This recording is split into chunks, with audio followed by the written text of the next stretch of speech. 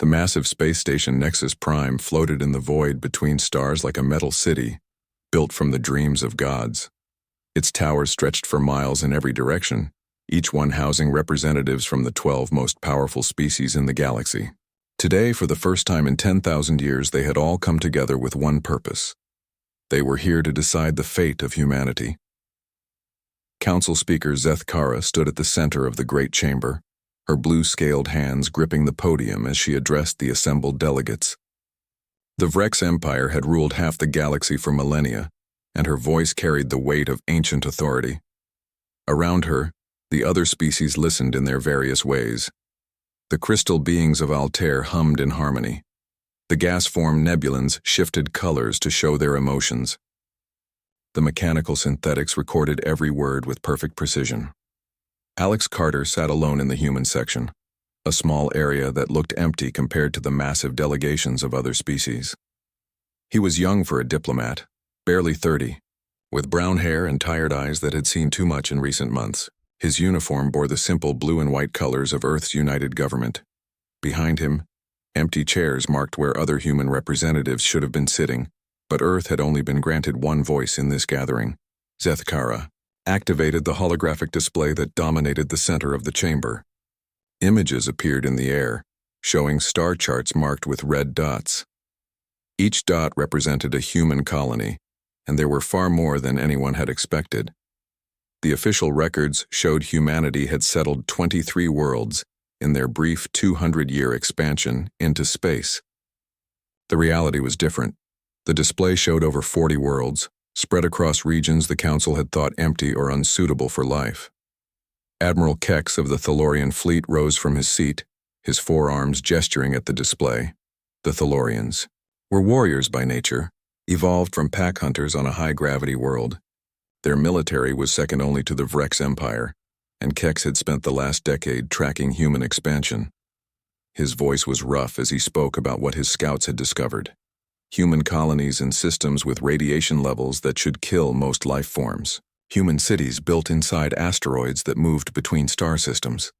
Human ships that appeared to be carved from single pieces of metal rather than assembled from parts.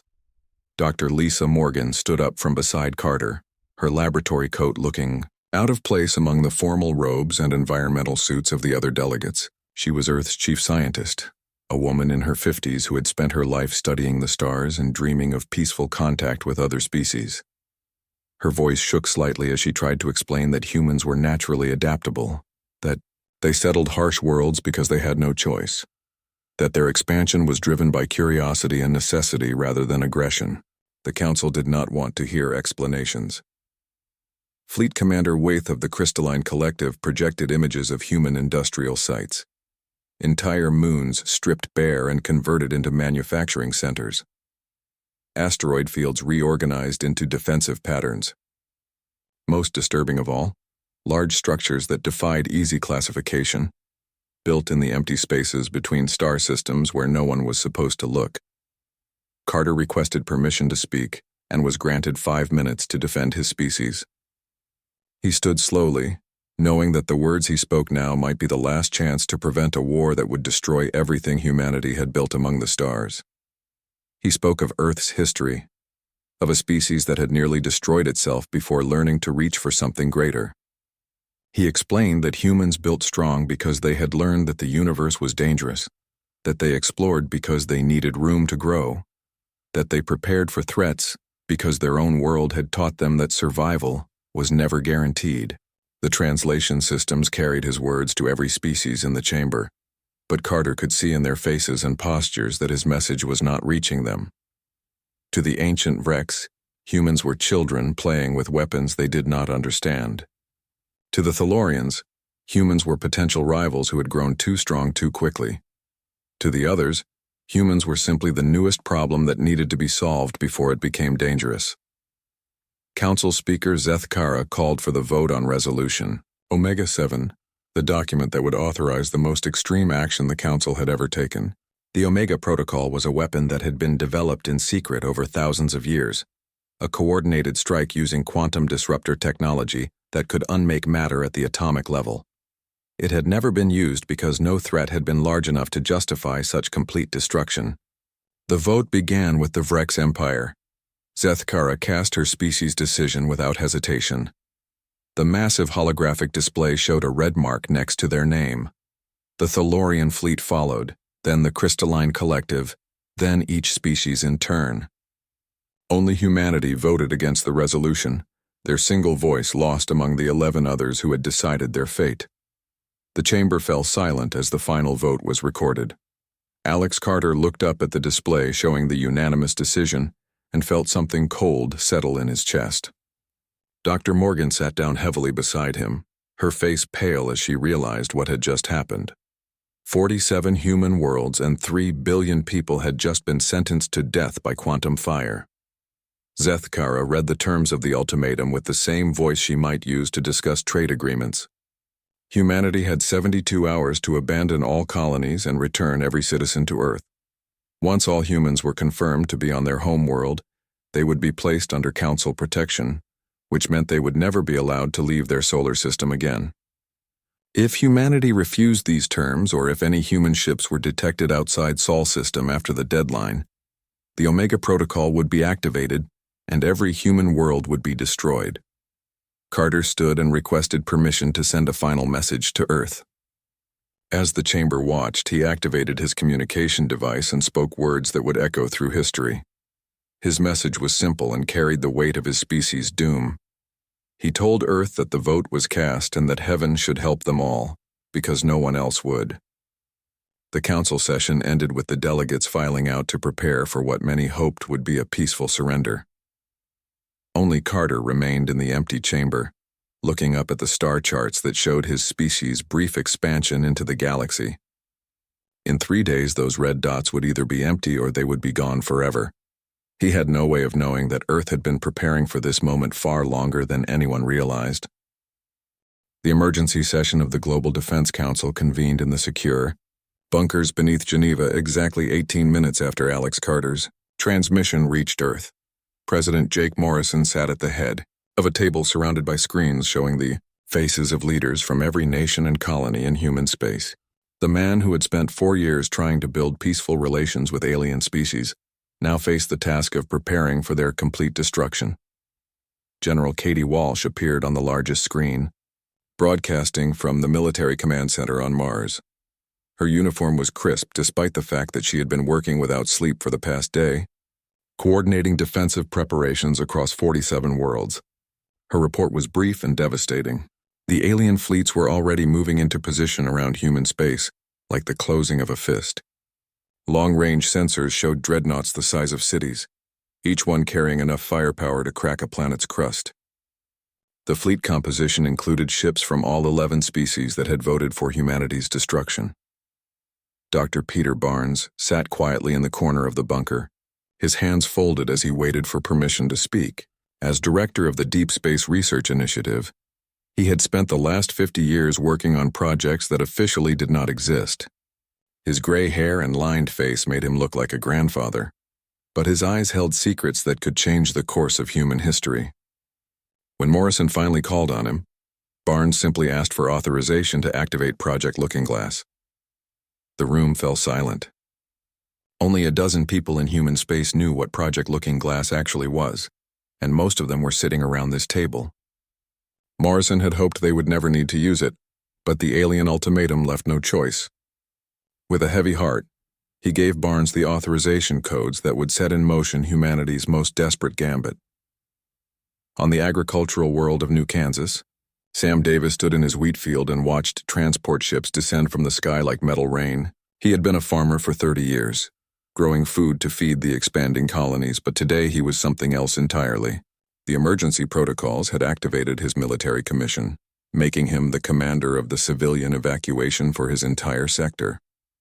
Around him, families loaded their children onto ships that would carry them to coordinates only a few people in human space actually knew. The evacuation was not random chaos, but a carefully planned operation that had been rehearsed in secret for decades. Every human colony had hidden facilities and pre-positioned supplies. Every transport ship captain had sealed orders that could only be opened when specific code phrases were broadcast. Children said goodbye to parents, who stayed behind to maintain the illusion of normal. Colonial life until the very last moment. Ellen Rodriguez received her final orders. While her cargo ship Phoenix Dawn was docked at Haven Station, one of the largest commercial hubs in human space. She had been hauling freight between the colonies for 15 years. But today her cargo hold was filled with something more precious than manufactured goods or raw materials. The containers in her ship held genetic samples, cultural databases, and manufacturing templates that represented the collected knowledge of human civilization. She was one of thousands of merchant captains who would scatter in different directions when the signal came, carrying pieces of humanity to places where no one would think to look. The alien surveillance networks detected the increased activity across human space, but they interpreted it as panic rather than preparation. Council scouts reported civilian ships fleeing toward Earth in apparent compliance with the ultimatum. What they failed to notice was that for every ship heading toward the home system, 2 others were launching in the opposite direction, diving deep into nebulae and asteroid fields where sensors could not follow. Deep beneath the surface of Europa, one of Jupiter's moons, massive machines that had been hidden for half a century began to power up. The ice above them had been carefully maintained to look natural, but underneath lay facilities that stretched for hundreds of miles through the moon's rocky core. Similar installations activated on worlds throughout human space, drawing power from planetary cores and stellar radiation in patterns that would have seemed impossible to alien science. Captain Ryan Black commanded the research vessel, deep thought from a bridge that looked more like a laboratory than a military command center. His ship was officially listed as conducting deep space surveys, but its real mission was far more important. The exotic matter containment systems in his cargo hold represented 50 years of theoretical physics research, and today they would be put to a test that would either save humanity or destroy it completely. As the alien deadline approached, long-range sensors throughout the galaxy detected something that should have been impossible. Human ships were not fleeing to Earth as expected, but scattering in all directions like seeds on the wind. They were diving into black holes, racing toward the galactic core and disappearing into regions of space that even the most advanced alien species avoided. Some ships simply vanished from all sensors as if they had stopped existing entirely. Council Speaker Zeth Kara received reports from her fleet commanders and made the decision to begin the attack early. If humans were attempting to escape and establish new colonies beyond Council reach, they had to be stopped before they could complete their dispersal. She authorized the activation of quantum disruptor weapons 6 hours ahead of schedule, believing that swift action would prevent a prolonged hunt across the galaxy. The first weapons fired as President Morrison stood in the Rose Garden of the White House, looking up at a sky that had begun to burn with unnatural colors. The quantum cascade that would destroy Earth was still hours away, but the aurora effects were already visible, as reality itself began to unravel at the edges of the solar system. Morrison activated his personal communication device and broadcast a message on all frequencies, speaking words that would echo through dimensions that the aliens did not know existed. His message was simple, but carried the weight of prophecy. He told the galaxy that humanity was more than they had imagined, that they were everywhere their enemies were not looking, and that they would remember what was being done to them. As the quantum fire reached Earth's outer atmosphere, and the planet's protective shields began to fail, Morrison's final words disappeared into static, but they had already been recorded by receivers that existed outside of normal space and time. The alien fleet celebrated as Earth died, not knowing that they had just activated the most sophisticated survival protocol ever conceived by any species in the galaxy. Humanity had not fled to other worlds because they had learned to flee to other dimensions entirely. The Omega Protocol was not destroying them, but teaching them how to exist beyond the reach of any weapon that worked within the normal laws of physics. In the final moments before Sol System ceased to exist, the last human transmissions were not distress calls but activation codes for machinery that would not reveal its purpose for another 50 years. The quantum disruptors fired in perfect synchronization across 12 sectors of space, their energy beams reaching across impossible distances to unmake matter at the most fundamental level. Council Speaker Zeth Kara watched from her flagship as the tactical displays showed each human world disappearing from sensors in sequential flashes of light. The weapons were designed to leave nothing behind, not even atoms, just empty void where planets and cities and people had once existed. Earth died first, its blue oceans and green continents dissolving into quantum foam As the disruptor beam reached the inner solar system, the planet's defensive shields held for exactly 37 minutes, longer than any council scientist had predicted possible, before the cascade effect reached the surface and began unmaking everything it touched. Mars followed 12 minutes later, its red surface flickering out of existence like a candle being blown out. Luna, the orbital habitats, the asteroid mining stations, all of it simply stopped being real. President Jake Morrison had remained in the White House until the very end, standing in the Oval Office as reality collapsed around him. His final transmission was broadcast on frequencies that the council monitoring stations recorded, but could not decode. The message seemed to be directed not at other humans, but at empty coordinates in deep space, as if Morrison was speaking to someone who was not there yet but would be someday. The human colonies followed Earth into oblivion one by one. New Kansas with its golden wheat fields under twin suns vanished in a flash of purple light. Haven Point, the mining world where 3 million people had carved cities from solid rock, simply stopped existing. Frontier's Edge, humanity's furthest settlement, disappeared so completely that even the star charts had to be updated to remove its location. 47 worlds and 3 billion people were erased from the universe in less than 4 hours. Admiral Kex commanded the Thalorian component of the strike force from his flagship Dominion, watching the tactical displays with satisfaction as each target was confirmed destroyed. His species had fought wars for thousands of years, but they had never achieved such complete victory with so little resistance. The human fleets that should have defended their worlds were nowhere to be found, and civilian evacuation attempts had been pathetically small compared to the populations that should have been fleeing. The celebration in the council chambers was brief, but genuine. Representatives from 11 species toasted the successful completion of the most massive military operation in galactic history. Zeth Kara delivered a formal statement declaring that the human threat had been permanently eliminated and that the galaxy was now safe for peaceful development. The quantum disruptor weapons were powered down and secured, their terrible purpose fulfilled. Dr. Yith Mora of the Crystalline Collective was the first to notice that something was wrong with the sensor readings. As the chief scientist for the Council's weapons development program, she had access to detailed analysis of the quantum disruptor effects, and the data was not matching her theoretical models. The weapons were designed to completely unmake matter, leaving behind only empty space with background radiation levels. Instead, she was detecting exotic particle traces that suggested some kind of phase displacement had occurred during the destruction process. Fleet Admiral Kex received the first disturbing reports from his long-range reconnaissance units 18 hours after the attack. The human ships that had been detected fleeing from the colonies during the evacuation had not been found by any of the pursuit squadrons. More troubling, several scout ships reported detecting brief energy signatures in deep space that matched human technology, only to find nothing when they investigated the coordinates. The automated beacons began transmitting 3 days after the last human world was destroyed. They appeared simultaneously across the galaxy, broadcasting from the exact coordinates where human colonies had once existed. The signals were not distress calls or final messages, but something far more ominous. Each beacon transmitted the same thing, a countdown timer showing exactly 47 years, 11 months and 6 days remaining until a near, unspecified event would occur. Council intelligence services attempted to trace the source of the transmissions but found that the beacons existed in some kind of quantum state that made them impossible to target or destroy. They were definitely artificial and definitely broadcasting from locations where nothing should exist, but they seemed to be anchored to reality by principles that Council science could not explain.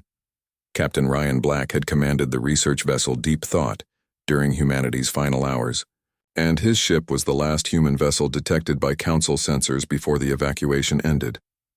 His final transmission was broadcast on an emergency frequency, while his ship appeared to be dissolving at the edge of a quantum storm near the galactic core. The message was addressed not to Earth or any human colony, but to coordinates in empty space where nothing existed. Black's words were recorded by multiple Council monitoring stations, but their meaning was unclear. He spoke of Phase 1 being complete and temporal displacement sequences beginning, then signed off with a phrase that translators struggled to interpret. "See you on the other side." His ship vanished from all sensors immediately after the transmission ended. leaving the council to wonder what other side he could have been referring to. Dr. Ythimora spent months analyzing the quantum signatures from the destroyed human worlds, comparing them with the theoretical effects of dimensional displacement technology that was supposedly impossible, according to council science. Her conclusions were disturbing, but seemingly irrelevant since humanity no longer existed to implement whatever technology they might have developed. She filed her reports with the council archives and tried to return to normal research projects. The mysterious disappearances began small and were initially dismissed as unrelated incidents. A mining station in Vrek space lost contact during a routine supply run. A Thalorian patrol ship reported mechanical failures and was found drifting empty in space. A crystalline research facility went silent during the night cycle. Its staff vanished without any sign of struggle or system failure. Investigation teams found the same impossible clue at each incident site. Messages written in perfect alien languages that no human should have been able to learn, all saying the same thing: humanity remembers. The words appeared on computer screens carved into metal walls and even burned into the crystalline matrices of collective data storage systems. Each message was accompanied by star charts showing the locations of destroyed human worlds, as if someone was keeping a careful record of what had been lost. Council Speaker Zethkara convened emergency sessions to address the growing reports of impossible incidents, but there was no logical explanation for what was happening. Humans were extinct, their worlds destroyed. Their technology understood well enough to know it could not account for the phenomena being reported. The beacons continued their countdown. The disappearances continued to occur, and something that should not exist continued to leave evidence of its presence. The first confirmed sighting of human ships came from a deep space monitoring station in the neutral zone between Vrex and Thalorian space. Long-range sensors detected multiple contacts moving through an asteroid field at velocities that should have been impossible for any known propulsion system. When investigation ships arrived, they found the asteroids had been rearranged into a perfect geometric pattern that spelled out coordinates in human mathematical notation. Admiral Kex authorized a full fleet investigation of the coordinates, which led to a rogue planet drifting in the space between star systems. Hidden in the planet's shadow was a structure that defied every principle of council engineering, a construct the size of a moon that appeared to be built from crystallized space-time itself. The structure was definitely of human origin, but it was far beyond anything humanity should have been capable of building, even at the height of their technological development. The construct began to activate as council ships approached, space around it rippling and tearing as if reality itself was being folded like paper. Energy readings spiked beyond anything the ship sensors were designed to measure, and then the impossible happened. The barriers between dimensions began to collapse, and something that had been waiting in the space between realities for 50 years finally came home. 50 years had passed since the Omega Protocol turned human space into empty void, and the galaxy had settled into the comfortable rhythm of normal politics and limited warfare. The council chambers on Nexus Prime hosted trade disputes and territorial negotiations with the same casual efficiency they had shown for millennia before humanity ever reached the stars. Most species had forgotten that humans had ever existed, and those who remembered considered them ancient history. Captain Nala Vex of the Vrex Imperial fleet was conducting a routine supply run to mining station Kepler-7 when she discovered that history was not as dead as everyone believed. The station sat on the edge of Vrex space, processing ore from asteroids that drifted in the gravity well of a dying star. It should have been a simple cargo transfer, but when her ship arrived, all communication frequencies were silent. Kepler-7 appeared normal from the outside, its docking bays lit and its defensive systems operational, but no one responded to hailing attempts. Vex led a boarding party through airlocks that opened normally, past corridors where the life support systems hummed with perfect efficiency, into a station that was completely empty. 300 miners and technicians had simply vanished, leaving behind meals that were still warm and duty logs that ended mid-sentence. The command center showed no signs of struggle or emergency, but someone had left a message on the main display screen. The words were written in perfect Vrex script, using grammatical forms that were taught only in the highest military academies. The message was simple and impossible. Humanity remembers. Below the words was a star chart showing the location of Earth, marked with coordinates that had been deleted from all official records 50 years ago. Similar incidents began occurring throughout Council space with increasing frequency. Thalorian military outposts went silent in the night, their crews vanishing without triggering any alarms. Crystalline research stations reported impossible sensor readings before losing all contact with the outside universe. Trade ships carrying goods between allied worlds simply disappeared, leaving behind only automated, distress beacons that broadcast human voices, speaking in alien languages. The reports reached the Council's attention when the disappearances began affecting military installations rather than remote outposts. Admiral Kex, now Supreme Commander of all Council forces and an old man who remembered the human war, read the incident files with growing unease. The descriptions were consistent across different species and sectors. No signs of violence, no evidence of technology that could account for the vanishings, and always the same message left behind. Dr. Ythimora had spent 50 years analyzing the quantum signatures from humanity's destruction, and her research had led her to conclusions that no one wanted to hear. Now ancient by crystalline standards, her body was scarred and cracked from decades of exposure to exotic radiations while studying dimensional physics that pushed the boundaries of known science. When the Council finally called her to testify about the disappearances, she brought evidence that challenged everything they thought they knew about the nature of reality. Her presentation to the emergency council session was precise and devastating. The quantum disruptor readings from the human world showed consistent anomalies that she had been documenting for 5 decades.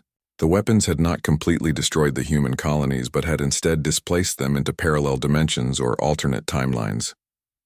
Humanity had not died, but had been pushed sideways through reality into spaces where the Council could not follow or detect them.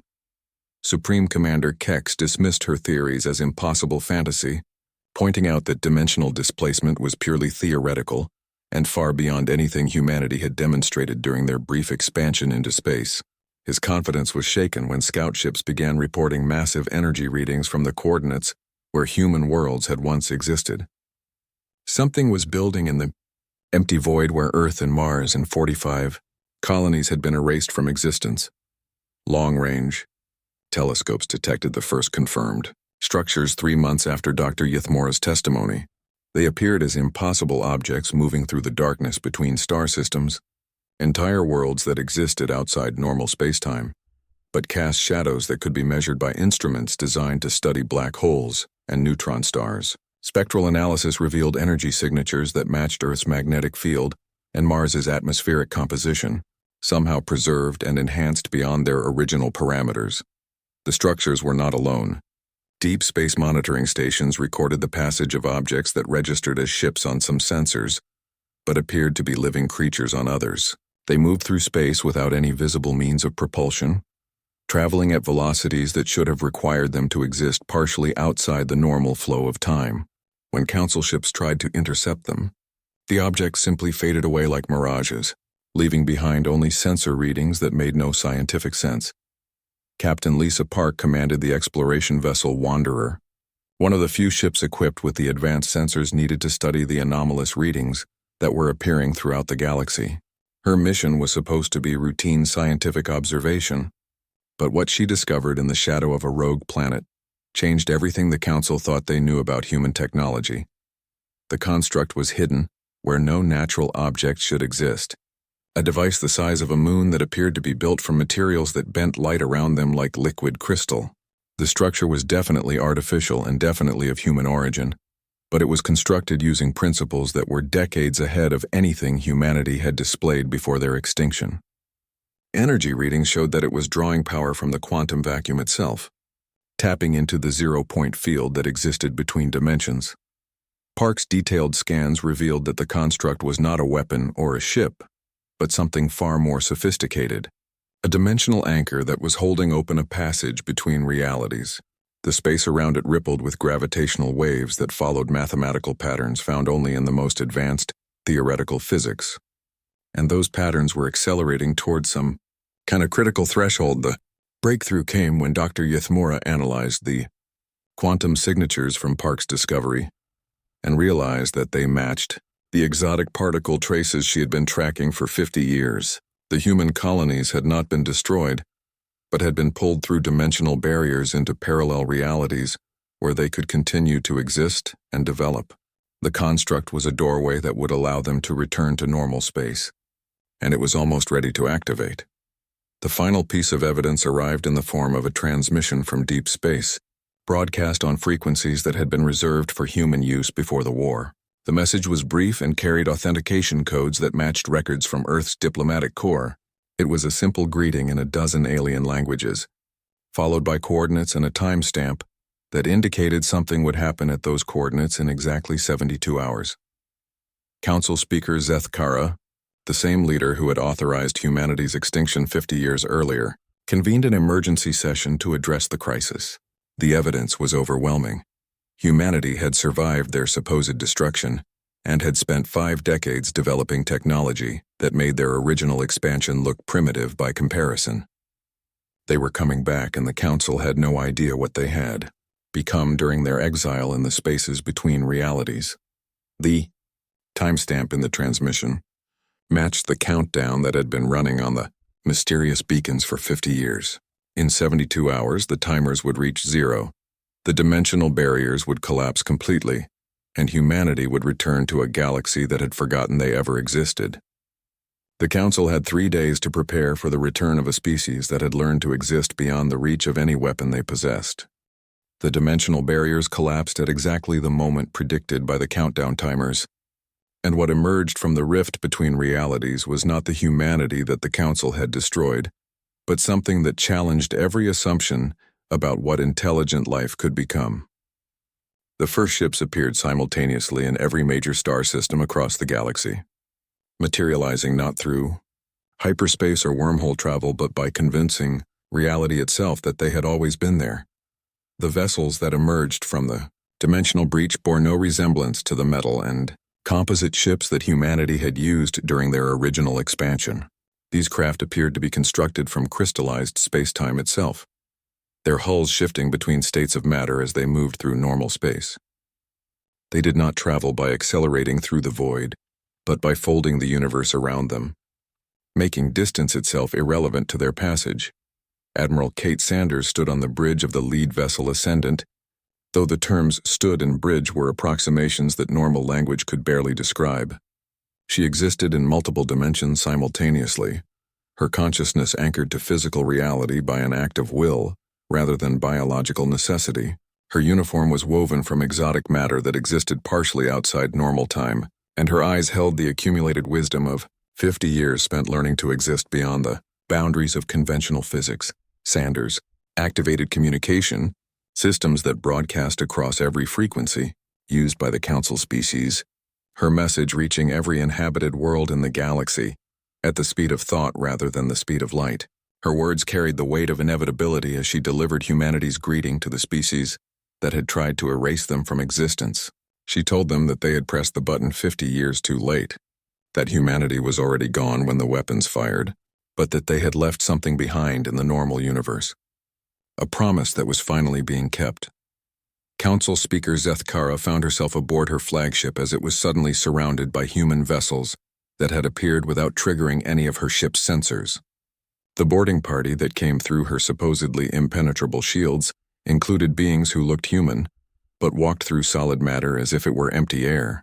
Their leader introduced himself as Captain Danny Wright, a man who appeared to be in his 30s despite the 50 years that had passed since humanity's supposed extinction.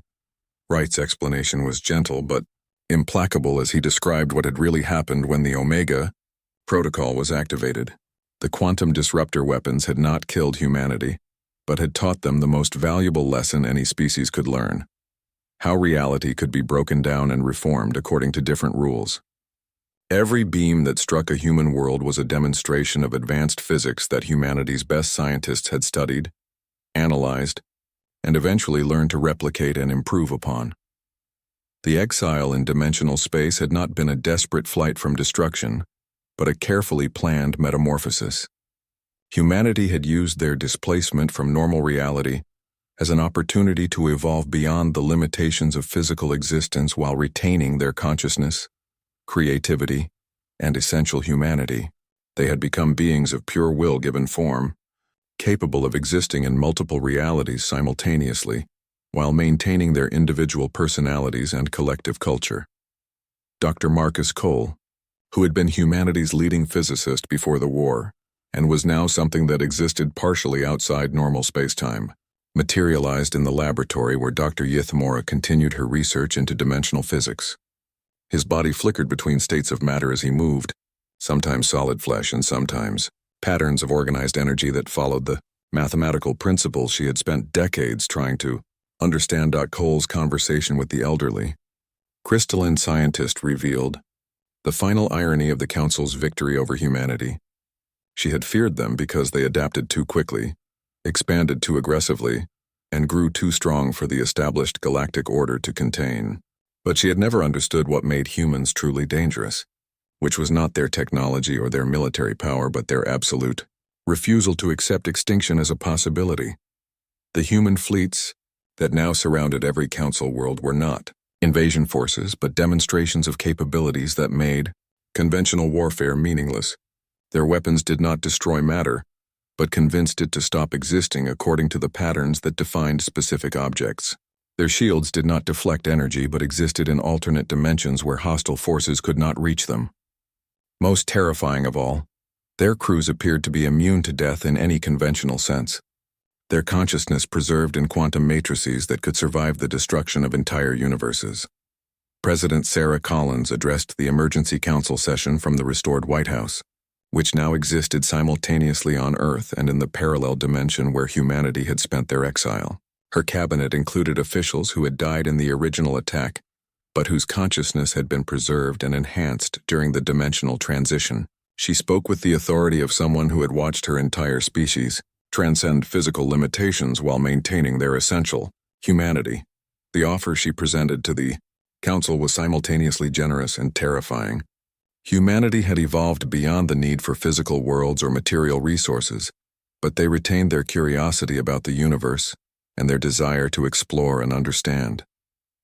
They were willing to share their transcendent technology with the species that had tried to destroy them, but only under specific conditions that would prevent such a genocidal decision from ever being made again. The terms were simple, but revolutionary.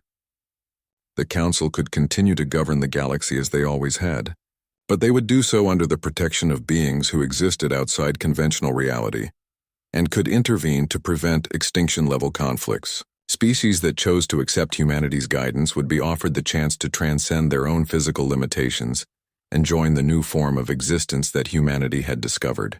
Those who refused would be left alone but watched to ensure they did not threaten other civilizations. Supreme Commander Kex, the military leader who had supervised humanity's destruction, found himself in the impossible position of negotiating with beings who could not be threatened, coerced, or defeated by any conventional means. The human representatives were polite but inflexible. They had learned from their exile that the galaxy needed guardians who could exist beyond the reach of any weapon that worked within normal physics. The Council session that followed lasted for days as representatives from 11 species struggled to understand what humanity was offering and what it meant for their own civilizations. The beings who called themselves human still looked and acted recognizably human, but they had transcended every limitation that had previously defined intelligent life. They did not age, did not die, and did not require physical resources to survive, but they retained their emotions, their creativity, and their drive to explore and protect. The final vote was unanimous, though it took weeks of debate to reach that conclusion. The alternative to accepting humanity's protection was attempting to fight beings who existed partially outside reality itself, and every military analysis reached the same conclusion.